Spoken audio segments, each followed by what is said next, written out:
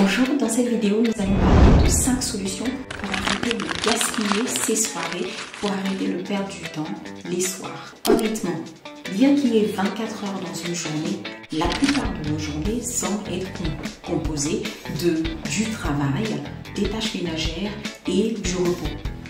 Et moi, c'est pendant plusieurs années. Je voulais lancer des sources de revenus passifs, je voulais lancer des business, mais je ne trouvais pas le temps.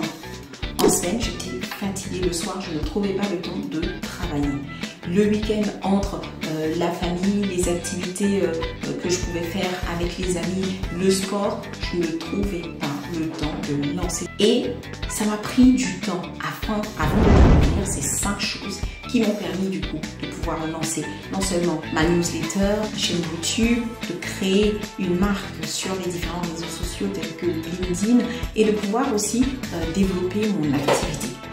Et donc je te partage ces 5 éléments, ces 5 clés pour que toi aussi les soirs tu puisses être productif, optimiser ta journée de sorte que les soirs tu puisses lancer une source de revenus passifs. Parce que quand on regarde en fait les statistiques, quand on regarde les chiffres, actuellement il y a à peu près entre 80 et 85% de personnes qui vont regarder Netflix ou la télévision les soirs et ces personnes elles passent en moyenne 1h45 par jour à regarder la télévision.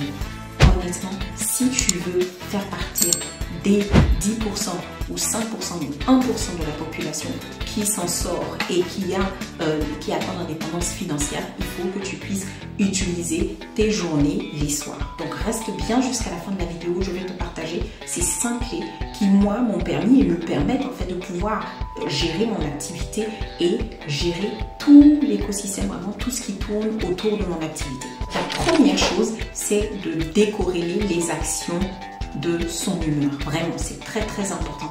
Parce que parfois, ce qui arrive, c'est que quand on voudrait parfois lancer plusieurs business, lancer des activités, travailler, mais si nous avons été vexés, frustrés, en fonction de comment est-ce qu'on se sent, en fait, on peut ressentir la flemme de travailler, la flemme d'agir.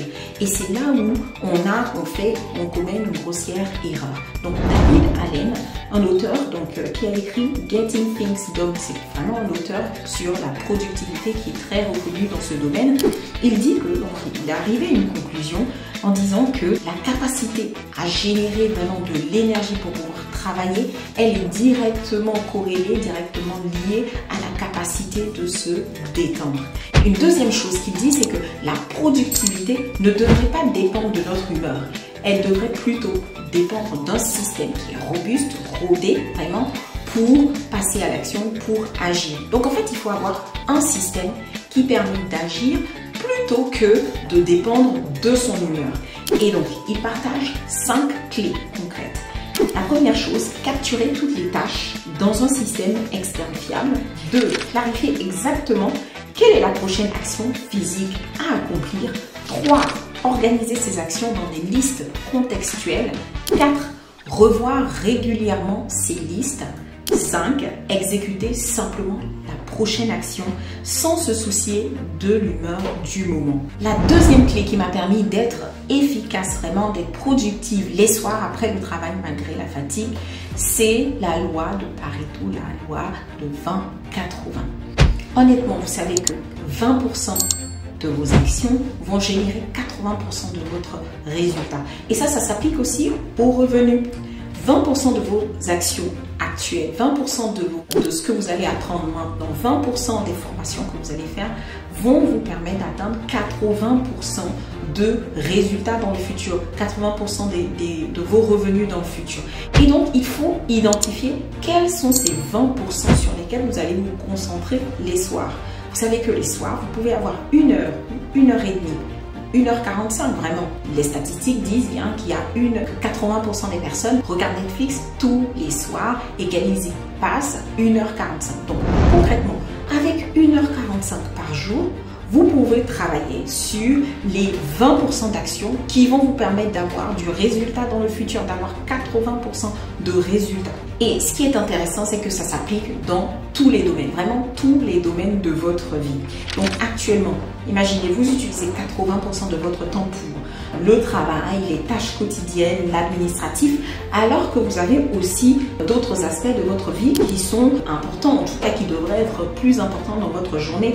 Les formations, les investissements, la croissance personnelle, la vie sociale, la vie associative. Et donc concrètement, quand vous réalisez cela, chaque jour, en fait, si vous n'agissez pas vraiment sur ces 20% qui ont une importance, c'est que vous êtes en train en fait de créer du retard, du delta dans vos objectifs, dans votre croissance personnelle, dans vos finances. Donc, vous aurez consacré 80% de votre temps à des choses qui ne produisent que 20% de résultats. 3. Pour pouvoir optimiser son temps, vraiment optimiser et avoir de la productivité les soirs et arrêter de gaspiller son temps. Une troisième chose vraiment que j'ai faite, c'est d'agir, d'avoir une organisation qui est groupée. Concrètement, c'est très chronophage de faire une action puis une autre, vraiment séparément. C'est très compliqué de pouvoir optimiser son temps en faisant cela. Et une des astuces, c'est en fait de faire un ensemble d'actions groupées et de dérouler vraiment toutes les actions de la même famille, du même type, au même moment. Donc concrètement, qu'est-ce que j'ai fait? J'ai décidé par exemple de faire un certain nombre d'actions, que ce soit les tâches, les différentes tâches ménagères, ça peut être la lessive, le ménage, vraiment de grouper cela et de le faire par exemple le week-end. Vous pouvez aussi par exemple décider de cuisiner le week-end, donc certaines personnes le font, cuisiner le week-end et ensuite de pouvoir congeler cela. Donc vraiment c'est à vous d'identifier les actions qui vous prennent du temps ci et là et de voir comment est-ce que vous pouvez les regrouper et les dérouler en fait vraiment d'une traite.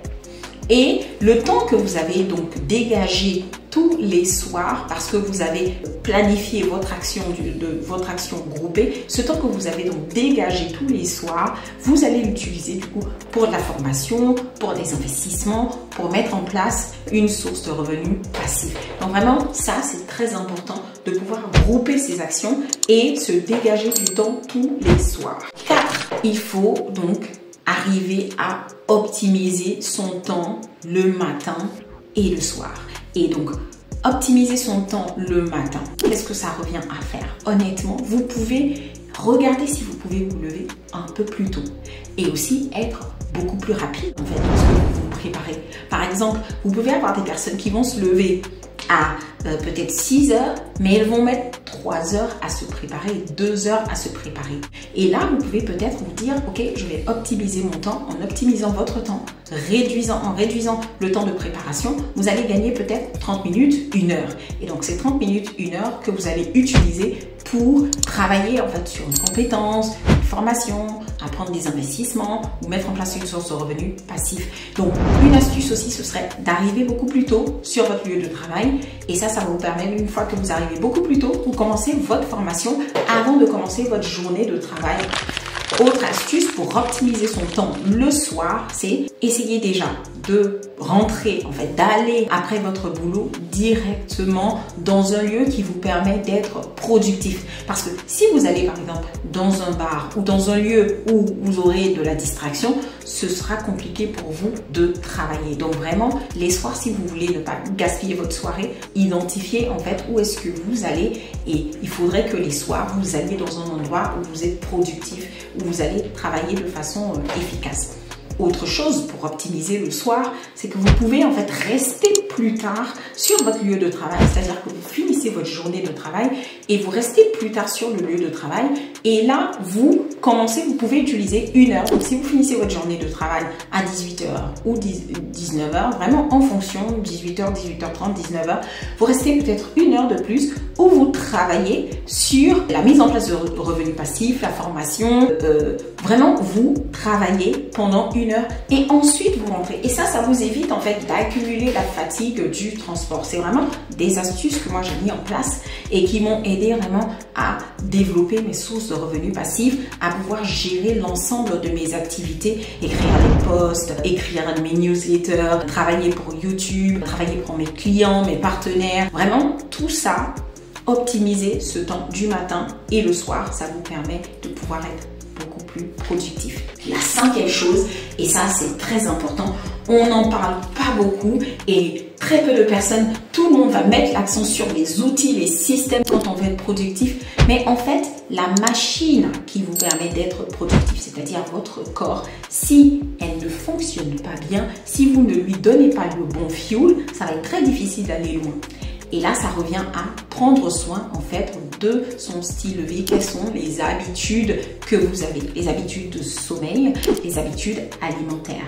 Parce que en fait, ce que vous mettez dans le corps, ce que vous mettez dans votre alimentation aura un impact sur votre système nerveux. Vous avez des personnes qui vont être tout le temps fatiguées, même quand elles travaillent à domicile, même quand elles ont fait 10 heures de sommeil par nuit, elles sont toujours fatiguées. Et il faut vraiment se poser la question, se poser les bonnes questions en essayant d'identifier les causes et pas toujours penser à je prends du café, je prends du café, je prends du café. En fait, c'est un pansement que vous mettez, vous n'êtes pas en train de trouver la cause. Donc vraiment, une chose importante, c'est d'identifier les causes. Pourquoi est-ce que vous êtes fatigué? Donc, dormir plus tôt, par exemple, d'avoir une nuit qui est reposante, mais aussi l'alimentation. Je vous partage une statistique qui est très intéressante, c'est qu'une étude publiée dans le World Journal of Gastroenterology en 2018 a montré que 80% des patients atteints de SIBO, donc vraiment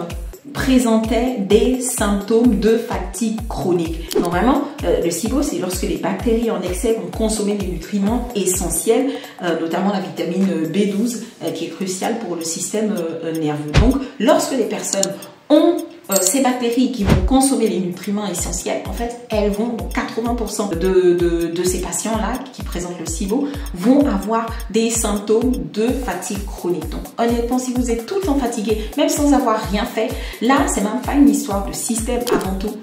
Réglez vos habitudes alimentaires, habitudes de sommeil.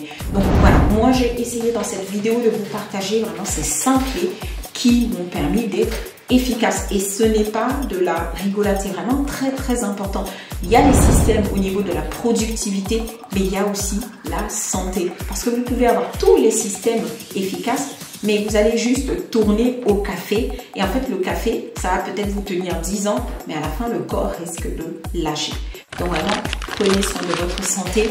Moi, je suis très ravie là de pouvoir faire ces vidéos pour vous. Ce que vous souhaitez que j'aborde comme thématique, si vous souhaitez aussi que j'aborde plus de thématiques sur les investissements, n'hésitez pas à me partager dans les commentaires. Et puis moi, je vous dis à la semaine prochaine.